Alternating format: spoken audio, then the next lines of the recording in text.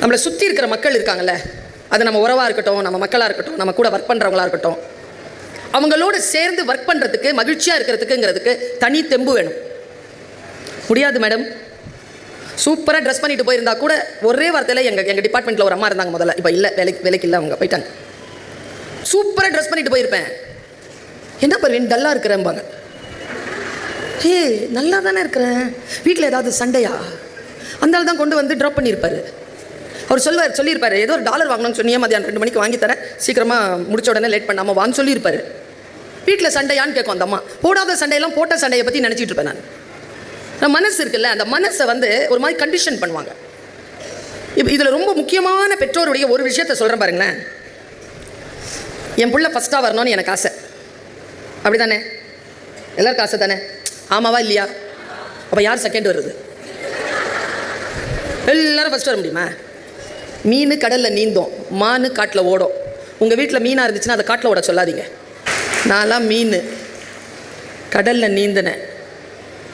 நான் உங்கள் எல்லாருக்குமே ஒரு வெளிச்ச லைட் போட்டு விட்றேன். இருட்டாக இருந்தது, என் மேலே இப்போ லைட் விழுந்ததில்ல, அப்படி ஒரு லைட் வந்து போட்டு விட்றேன். ஃபஸ்ட்டாக வரணும்னு நம்ம நினைக்கிறோம்ல. என்னுடைய வாழ்க்கையில் நான் 10th ஸ்டாண்டர்டில் செகண்ட் கிளாஸ் மேடம், 58% தான்.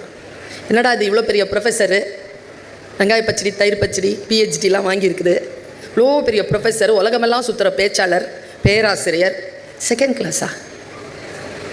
வைஸ் சான்சலருக்கு நான் வந்து ஃபார்ம் ஃபில்அப் பண்ணணுன்னாலும் என்னுடைய ஃபஸ்ட்டு கல்வி தகுதியில் ஃபஸ்ட்டு கேட்குறது என்னுடைய SSLC மார்க்கை. உங்கள் குழந்தைகள்கிட்ட சொல்லிவிடுங்க, நீ எவ்வளோ பெரிய ஆளாக இருந்தாலும் 10th மார்க்கு தான் உன்னுடைய ஐடென்டிட்டி அப்படின்னு சொல்லுங்கள். அதுக்காக தான் சொல்கிறேன். இப்போ 58 மார்க் தானே நான் வாங்கினேன். ஆனால் என்ன தெரியுமா என்னுடைய பயோடேட்டா? MA படித்து யூனிவர்சிட்டியிலேருந்து வெளியில் வரும்போது நான் யூனிவர்சிட்டி ரேங்க் ஹோல்டர். உங்கள் குழந்தைகள் கையில் ஒரு ரேங்க் கார்டு கொண்டு வராங்கல்ல, ஒரு மார்க் ஷீட் கொண்டு வராங்கல்ல, அந்த மார்க் ஷீட்டுக்கு பேர் ப்ரோக்ரஸ் ரிப்போர்ட். உங்களுடைய குழந்தை வளர்ந்து கொண்டு இருக்கிறதா என்பதனை நீங்களும் நானும் தெரிந்து கொள்வதற்காக, அந்த குழந்தையை அசஸ் பண்ணுறதுக்காக தான் அந்த கார்டு. தீர்க்கிறதுக்கு இல்லை. இது ஃபஸ்ட்டு, இது செகண்டுன்னு சொல்லி தீர்க்கிறதுக்கு கிடையாது. என்னுடைய வாழ்க்கையில் நான் சில வளர்ச்சிகளை அடைந்திருக்கிறேன். வளர்ச்சிகள் தான் முக்கியமே தவிர ஃபஸ்ட்டாக வர்றது முக்கியம் இல்லை. பல நேரங்களில் ஃபஸ்ட்டாக வர்றது அதோட நின்று போகுது, வளர்றதே இல்லையே. நல்லா படிக்கிற பிள்ளை கான்ஃபிடென்ட்டே இல்லையே. ஒன்றும் இல்லை, நான் ரொம்ப ஆழமாக யோசிச்சு இந்த விஷயத்தை உங்ககிட்ட சொல்கிறேன். குழந்தைகளை ப்ராக்ரஸ் காட்டுதான் பாருங்க. இன்னைக்கு ஒரு மார்க் வாங்கியிருக்கு, நாளைக்கு அதை விட கூடுதலாக வாங்குதான் பாருங்க. ஃபெயிலாக இருந்தாலும் பரவாயில்ல, அதுதான் அசஸ்மெண்ட்.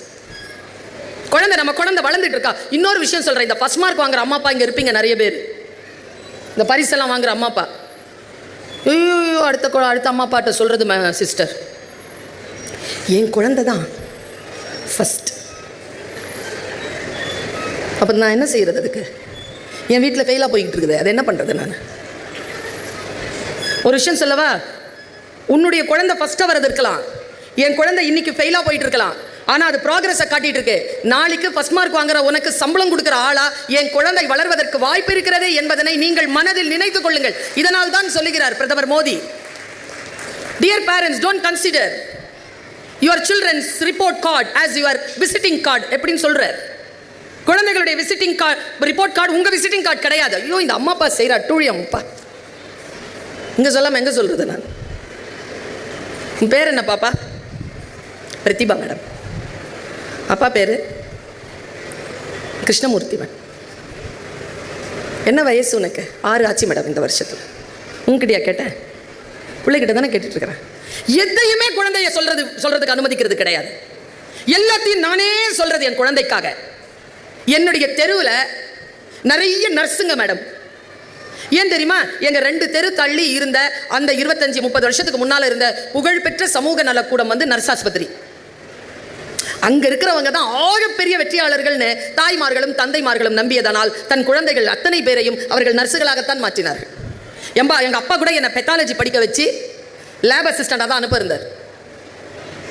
இன்ஃப்ளூயன்ஸ் ஆகிறது இருக்குல்ல. என் தாய் தந்தைக்கு தெரியவே தெரியாது நான் என்ன படிக்க போகிறேன் என்று. நான் சொன்னல என்னுடைய பயோடேட்டா மாறி இருக்குன்னு.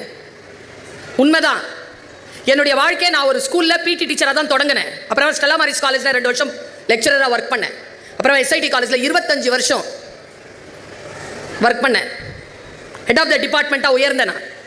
போதும், நீ அங்கே வேலை செஞ்சது, ஒரு 3 வருஷம் லீவ் போடு,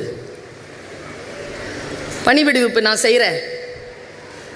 உலக தமிழ்ச்சங்கம்னு ஒரு அமைப்பு இருக்குது, தமிழ்நாடு அரசு நிறுவனம், தமிழ் வளர்ச்சித்துறைக்கு கீழே இருக்குது. அதற்கு உன்னை நான் துணைத் தலைவராகவும் இயக்குனராகவும் பணி நியமனம் செய்திருக்கிறேன்.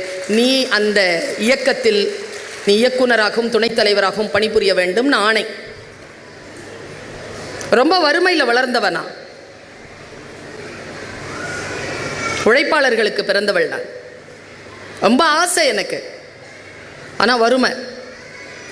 ஆனால் ஒன்று சொல்லுகிறேன், வாழ்க்கையின் ரகசியத்தை சொல்லுகிறேன். உங்கள் குழந்தைகளுக்கு நீங்கள் எளிமையையும் பணிவையும் கல்வி கற்கின்ற பொழுது கற்றுக் கொடுத்து விட்டால் அந்த குழந்தை இந்த உலகத்தை வழி நடத்துகின்ற மிகப்பெரிய தலைமைத்துவத்தை பெறும். எளிமையை சொல்லித்தர வேண்டும். நாங்கள் எங்களுடைய வாழ்க்கையில் நான் திரும்பி பார்க்கிறேன், மிகப்பெரிய துயர நிலைதான். சத்துணவு சாப்பிட்டு தான் வளர்ந்தேன். 10ஆம் கிளாஸ்லேயே மனசுல பெரிய ஆசை, சாப்பாட்டுக்கே இல்லை, ஃபீஸ் கட்ட முடியாது. 600 ரூபாய் எனக்கு யார் கட்டினார்கள்னே தெரியல. என்னால் எக்ஸாமே எழுத முடியாது. +2 பொழுது எனக்கு யார் கட்டினார்கள் எங்கள் அப்பாவுக்கு தெரியாது, எங்கள் அம்மாவுக்கு தெரியாது, எனக்கு தெரியாது, எங்கள் டீச்சருக்கு தெரியாது. 600 ரூபாய் கட்டிட்டு போயிட்டாங்கம்மா படின்னு சொன்னாங்க.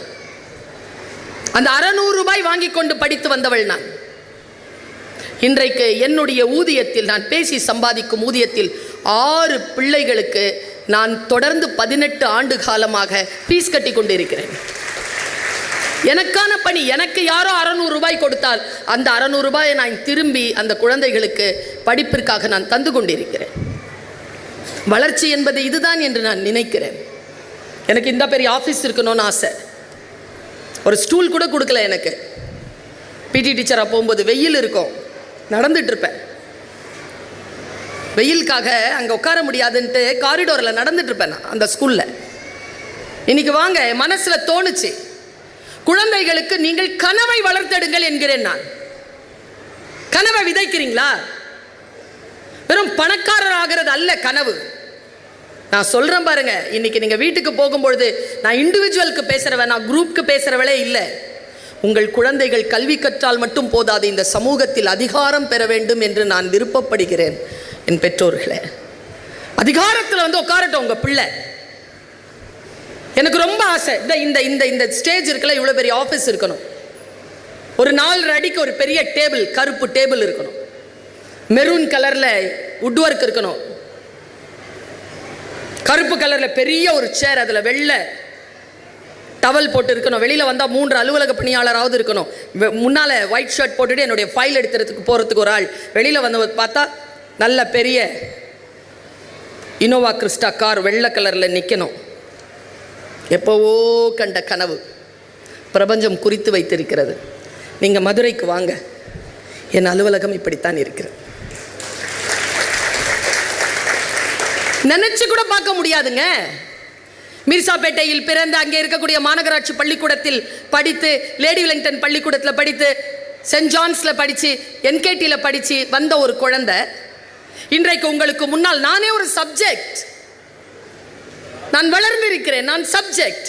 இன்னும் நான் உழைக்க வேண்டும். இன்னும் நான் உழைத்தால் பென்சிலில் இருந்து ஆரம்பித்த பயணம் இதோ கிரீன் பென்னில் வந்து நிற்கிறது.